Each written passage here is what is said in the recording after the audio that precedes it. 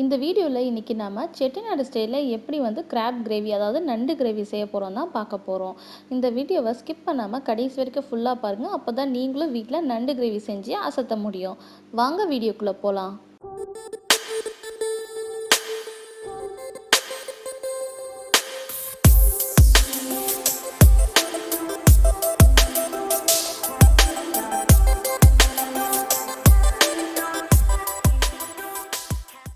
Chettinad style நண்டு gravy செய்கிறதுக்கு என்னென்ன இன்க்ரீடியன்ட்ஸ் வேணும்னு பார்த்துடலாம்.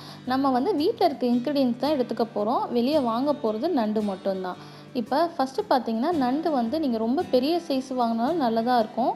இல்லை மீடியம் சைஸ் வாங்கிக்கோங்க. ரொம்ப குட்டி குட்டி சைஸ் வாங்காதீங்க. ஏன்னா வெந்த பிறகு உள்ள சதையே இருக்காது. நான் கொஞ்சம் மீடியம் சைஸ் தான் எடுத்திருக்கேன். அதுக்கப்புறம் பார்த்திங்கன்னா ஒரு கப்பில் ஒரே ஒரு பெரிய வெங்காயம் கட் பண்ணி வச்சுருக்கேன். அதுக்கப்புறம் இஞ்சி பூண்டு விழுது ஒரு கையளவுக்கு வச்சுருக்கேன். ஒரே ஒரு தக்காளி சின்னதாக நறுக்கியிருக்கேன். அதுக்கப்புறம் சோம்பு 2 ஸ்பூன் எடுத்திங்கன்னா சீரகம் 1 ஸ்பூன் எடுத்துக்கோங்க. அப்புறம் ஒரு 10லேருந்து 12 பல் நான் தேங்காய் எடுத்திருக்கேன். சின்ன சின்னதாக கட் பண்ணி வச்சுருக்கேன். நீங்கள் துருவுறனாலும் துருவிக்கலாம். அதுக்கப்புறம் கொத்தமல்லி பொடி எடுத்திருக்கேன். அது 1 ஸ்பூன் எடுத்திருக்கேன். எப்பயுமே மிளகாய் பொடி 2 ஸ்பூன்னா கொத்தமல்லி பொடி 1 ஸ்பூன் எடுத்துக்கோங்க. அதுக்கப்புறம் மிளகாய் பொடி 2 ஸ்பூன், மஞ்சள் பொடி 1/2 ஸ்பூன் எடுத்திருக்கேன்.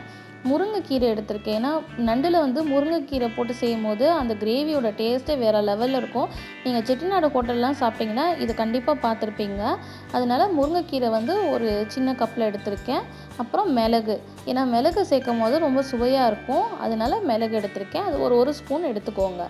அடி கனமாக இருக்க ஒரு பாத்திரம் எடுத்துகிட்டு அதில் 2 ஸ்பூன் நல்லெண்ணெய் ஊற்றிக்கிறேன்.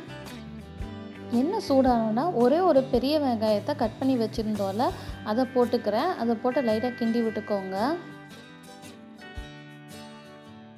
வெங்காயம் ரொம்ப பொன்னிறமாக வதங்க வேணாம், கண்ணாடி மாதிரி வதங்கினா போதும். நெக்ஸ்ட்டு பார்த்தீங்கன்னா நம்ம ஒரு கை அளவுக்கு இஞ்சி பூண்டு எடுத்து வச்சுருக்கோம்ல அதை போட்டுக்கிறேன். அதை போட்டு இந்த மாதிரி நல்லா வதக்கி விட்டுக்கிறேன்.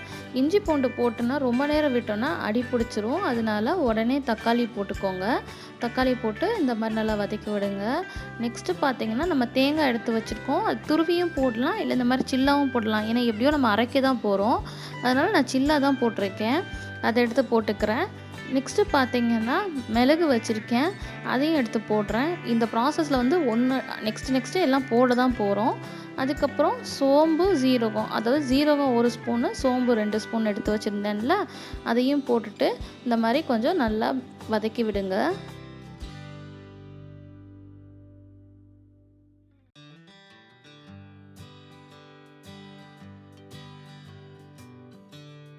எடுத்து வச்சுருக்க மஞ்சள் பொடி ஃபஸ்ட்டு போட்டுக்கிறேன். நெக்ஸ்ட்டு பார்த்திங்கன்னா நம்ம 2 ஸ்பூன் மிளகா பொடி எடுத்து வச்சுருந்தோம்ல அதை போட்டுக்கிறேன். நெக்ஸ்ட்டு என்னென்னு பார்த்தீங்கன்னா கொத்தமல்லி பொடி 1 ஸ்பூன் எடுத்துருந்தோம்ல அதை போட்டுக்கிறேன். இந்த டிஷ்ஷில் நம்ம பட்டை, கிராம்பு, ஏலக்காய் அந்த மாதிரி எந்த ஒரு ஸ்பைசஸும் ஆட் பண்ண போகிறதில்ல. நார்மலாக தான் செய்ய போகிறோம். ஆனாலுமே ரொம்ப வாசனையாக இருக்கும். இப்போ இது எல்லாத்தையும் போட்டுட்டு நல்லா இந்த மாதிரி கிளறி விடுங்க. ஏன்னா மிளகாய் பொடி போட்டோன்னா அடி பிடிக்கும். அந்த மாதிரி பிடிக்காத மாதிரி லைட்டாக அந்த மாதிரி நல்லா கிளறி விடுங்க. நம்ம தேவையான மசாலா எல்லாமே ஆட் பண்ணிட்டோம். இப்போ டக்குன்னு அடி பிடிச்சிரும். அதனால நான் ஒரு 1/2 கப் அளவுக்கு தண்ணி ஊற்றிக்கிறேன்.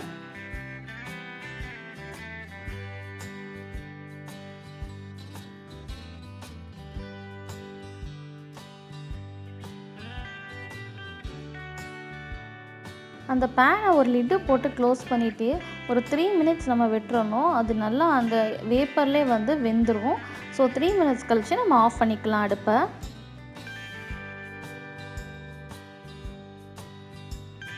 நம்ம வதக்கி வச்சுருக்க மசாலா ஜாமாவை நல்லா ஒரு 5 நிமிஷம் நல்லா ஆற விட்டுருங்க. ஆற விட்ட பிறகு மிக்சியில் போட்டு நல்லா சாஃப்டாக அரைச்சி எடுத்துக்கணும். 5 நிமிஷம் கண்டிப்பாக ஆறணும். சூட்டோடு போட்டோன்னா மிக்சி வேஸ்ட் ஆகிடும். நல்லா இந்த மாதிரி சாஃப்டாக அரைச்சி எடுத்துக்கோங்க. பேன் நல்லா சூடானோன்னா நல்லெண்ணெய் ஒரு 5 ஸ்பூன் ஊற்றிக்கோங்க. எப்பயுமே நான்வெஜ்ஜுக்கு நல்லெண்ணெயே ப்ரிஃபர் பண்ணுங்கள். ஏன்னா டேஸ்ட் ரொம்ப நல்லா வரும். அதுக்கப்புறம் நல்லா எண்ணெய் சூடாகிடுச்சு. நான் 1 ஸ்பூன் அளவுக்கு கடுகு போட்டுக்கிறேன். கடுகு நல்லா பொரிஞ்சு வந்துடுச்சு. இப்போ நான் சும்மா ஒரு கொத்தளவுக்கு கருவேப்பிலை போடுறேன். அதுக்கப்புறம் பார்த்தீங்கன்னா பச்சை மிளகாய் ஆட் பண்ணுறேன். ஒரே ஒரு பச்சை மிளகாய், இது ஆப்ஷனல் தான். 1 கப் அளவுக்கு முருங்கைக்கீரை எடுத்து வச்சுருந்தோம்ல அதை ஆட் பண்ணுறேன். அதை ஆட் பண்ணிவிட்டு ரொம்ப நேரம் வேகணும் இல்லை, அது எண்ணெயில் அப்படியே பொரிஞ்சிட்டாலே போதும். நம்ம முருங்கைக்கீரை அந்த பச்சை வாசனை போயிடும். அரைச்சி வச்சுருக்க பேஸ்ட்டை வந்து ஆட் பண்ணுறேன். அதுக்கப்புறம் பார்த்திங்கன்னா நண்டு நம்ம எடுத்து வச்சுருக்கோம். நான் முதல்ல சொன்ன மாதிரி தான் ரொம்ப பெரிய சைஸும் இல்லாமல் சின்னது இல்லாமல் கொஞ்சம் மீடியமாக இருக்குது.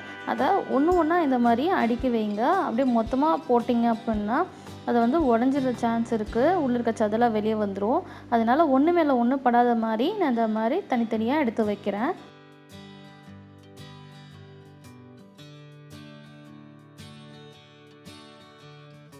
இப்போ கிரேவிக்கு தேவையான அளவு தண்ணி ஊற்றுறேன்.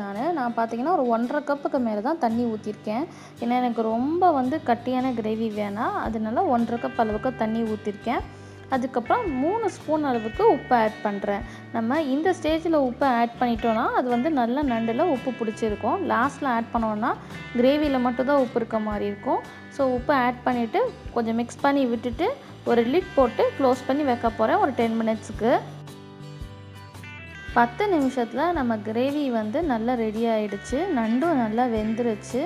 அதுக்கப்புறம் கொஞ்சமாக கொத்தமல்லி வந்து நான் கட் பண்ணி வச்சுருக்கேன், அதை ஆட் பண்ணிக்கிறேன். நண்டு வந்து 10 நிமிஷத்துலேயே வெந்துடும், ரொம்ப நேரம் எடுத்துக்காது. ஸோ வந்து இந்த மாதிரி ஆட் பண்ணிக்கோங்க கொத்தமல்லி. கிரேவி பார்த்திங்கன்னா நல்லா கொதி வந்துருச்சு. பபிள்ஸ்லாம் உங்களுக்கு பார்க்கும் போதே தெரியும். அந்த நம்ம ஆட் பண்ண கொத்தமல்லியும் அதோட எசன்ஸ்லாம் அதில் இறங்கி சூப்பராக இருக்குது. இப்போ நம்ம அடுப்பை ஆஃப் பண்ணிவிட்டு சர்விங் பிளேட்க்கு மாற்றிக்க வேண்டியதான். சூப்பரான செட்டிநாடு ஸ்டைல் நண்டு கிரேவி ரெடி ஆயிடுச்சு.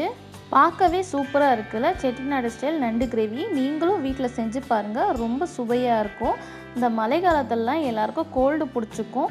நீங்கள் வந்து வாரத்தில் இதை ஒரு நாள் செஞ்சு சாப்பிட்டாலே போதும், கோல்டெல்லாம் கம்ப்ளீட்டாக வந்து வெளியே வந்துடும். ரொம்ப ரிலீஃபாக இருக்கும், நமக்கு சூப்பராக இருக்கும். செஞ்சு பார்த்துட்டு உங்கள் கமெண்ட்டை வந்து கமெண்ட் பாக்ஸில் கண்டிப்பாக சொல்லுங்கள். உங்களுக்கு இந்த வீடியோ பிடிச்சிருந்ததுன்னா லைக் பண்ணுங்கள், ஷேர் பண்ணுங்கள், மறக்காமல் சப்ஸ்கிரைப் பண்ணுங்கள். தேங்க்யூ.